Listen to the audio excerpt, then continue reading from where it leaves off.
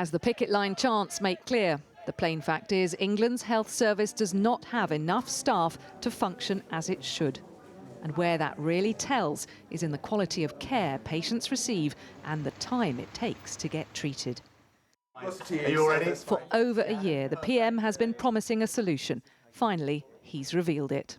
This is a 15-year plan to deliver the biggest ever expansion in the number of doctors and nurses that we train, and a plan to reform the NHS so we deliver better care in a changing world. More doctors, more nurses, better care for all, today and long into the future.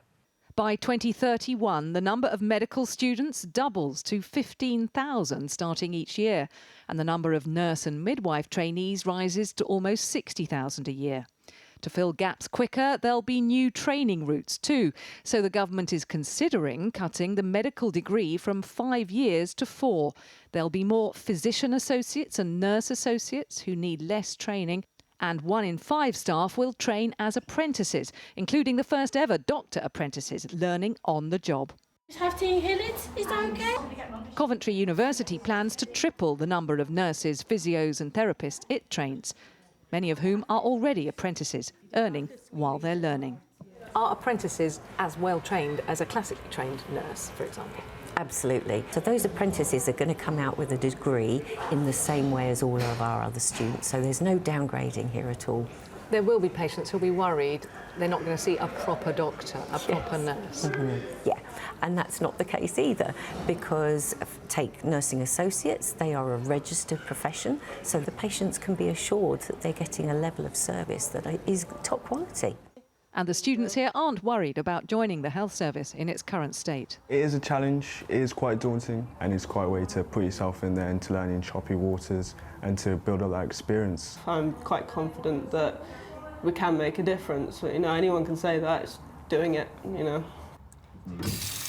But increasing the flow of keen new recruits into the NHS doesn't help much if the number of experienced staff keeps draining away. We'll be boosting the focus on flexibility, offering new ways of working and new roles, and also maximising the support that we offer staff. And then we hope that that will allow us to ensure more staff will stay with us over the next 15 years. What do we want?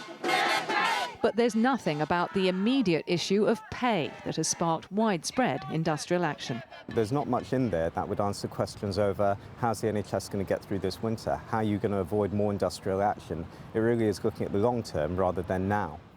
For years, the government has not given the NHS in England enough money to recruit enough people. Ignoring this problem as it grew and festered means it will also be years before most of today's pledges start to make a difference. OK, we're going to hear more from Catherine in a moment, but first I want you to take a look at this. So this is how we compare with the rest of Europe when it comes to the numbers of doctors and nurses. We have also taken into account the size of each country's population. The first table, as you can see, is for doctors, the second is for nurses. And just look at where we are. The UK is very bottom of the doctors list, doesn't do much better on the nurses list either. We are the third lowest on that list.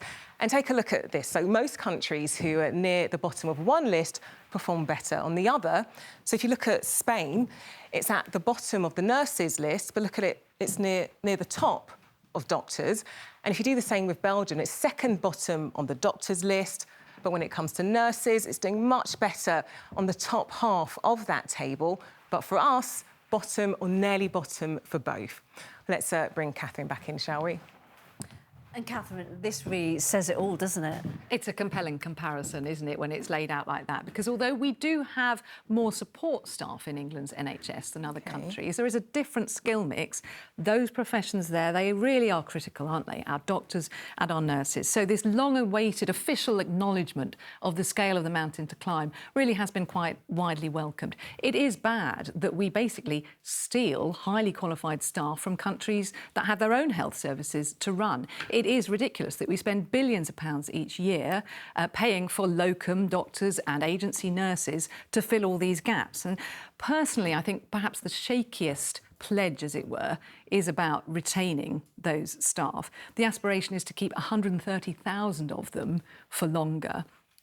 But burnout, I'm hearing, is so common. Morale is so low, and that unhappiness about pay just hasn't gone away. And a development this very afternoon on that you mentioned at the top of the programme, radiographers are going to strike for the first time. They've just released their strike balance. These are the people who do x-rays, mammograms, even cancer radiotherapy. They'll be joining the junior doctors and the senior doctors on the picket line. Catherine, with all of that, gosh, so much to take in. Thanks so much.